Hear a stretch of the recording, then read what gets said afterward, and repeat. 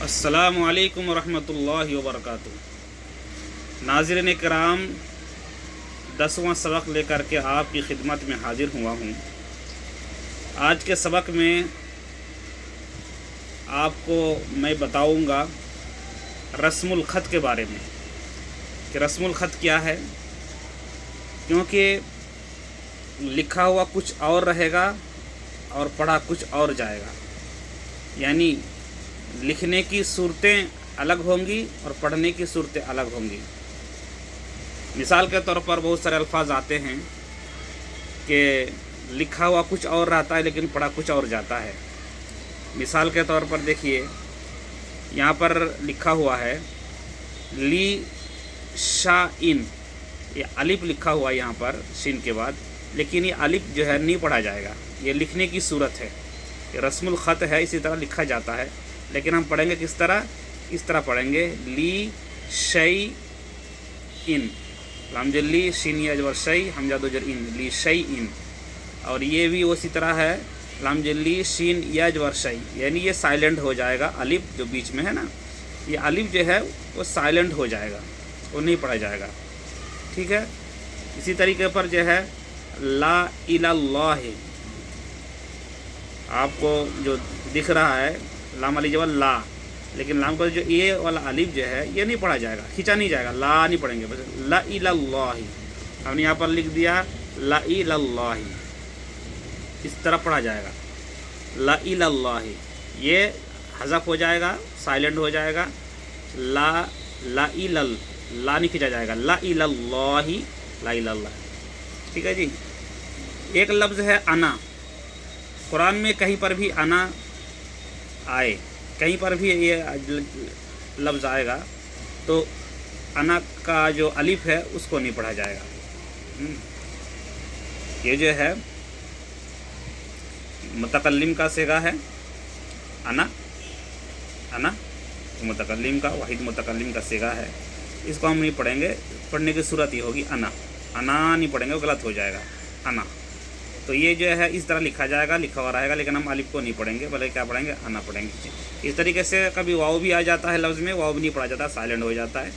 इस तरह ज़काता, ठीक है, ये वाव लगा हुआ है लेकिन वाव में कट लगा हुआ है।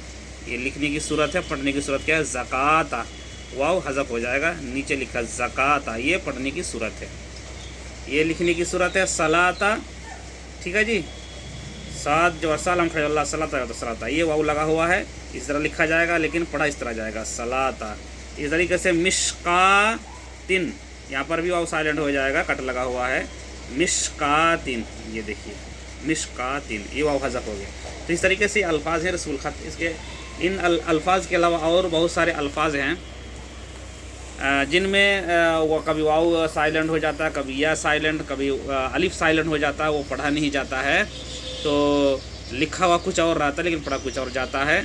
पढ़ने की सूरतें अलग है, जिसको समझने की ज़रूरत है। मैंने कुछ अल्फाज लिखे हैं यहाँ मिसाल के तौर पर, यहाँ पर समझ लिया जाए। और जिस कारी से, जिस हाफिज़ साहब पढ़ते हैं, आप जो है क्या करें, आप उनसे समझ लें। इसी तरीके से जो है आगे और एक चीज़ लिखी हुई है, ये अल्फाज छूट गए थे इदगाम के ताल्लुक़ से, इदगाम के बाब में। देखिए, आपने सुना होगा कि इदगाम कब होता है, नून साकिन तनवीन का।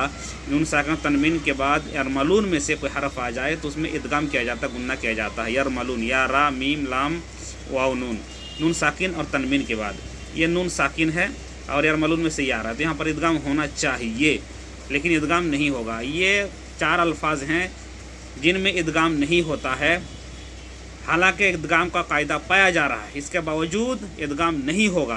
क्यों नहीं होगा, इसको समझने की ज़रूरत है।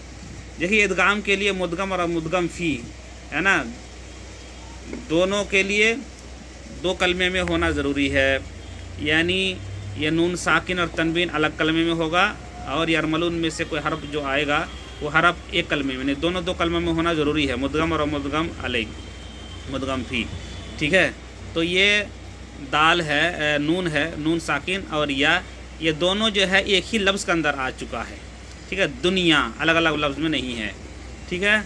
देखिए, ये नून साकिन, ये है नून साकिन के बाद ये है यरमलून में से ये आ रहा है, یہ ایک لفظ، یوم ایک لفظ ہے، من ایک لفظ ہے. اسی طرح این یشاء، یہ ان ایک لفظ ہے، یشاء الگ لفظ ہے. تو دونوں دو کلمے میں ہے، یا نون ساکن الگ کلمے میں اور یرملون میں سے جو حرف ہے وہ دوسرے کلمے میں. اس لیے یہاں پر ادغام ہوتا ہے، یہاں پر بھی ادغام ہوتا ہے. لیکن یہاں پر ادغام نہیں ہوگا کیونکہ دونوں جو ہے ایک ہی کلمے میں آ رہے ہیں. جیسے بنیا نون ساکن، اس کے بعد یا جو آ رہا ہے یرملون میں سے ایک ہی کلمے میں ہے. اسی طریقے سے نون ساکن پھر واو جو آ رہا ہے یرملون میں سے ایک ہی کلمے میں. اسی طریقے سے نون ساکن اور واو اسی کلمے میں، یعنی ایک ہی کلمے میں دونوں حرف آ رہے ہیں. یعنی مدغم اور مدغم فی، یعنی جس میں ادغام کیا جاتا ہے مدغم اور مدغم فی، مطلب نون ساکن اور اس کے بعد یرملون کے جو حروف ہیں ایک ہی کلمے میں آ رہے ہیں. اسی لیے ان 4 الفاظ میں ادغام نہیں ہوگا، اظہار کے ساتھ پڑھا جائے گا. دنیا، بنیان، سنوان، قنوان. السلام علیکم ورحمۃ اللہ وبرکاتہ.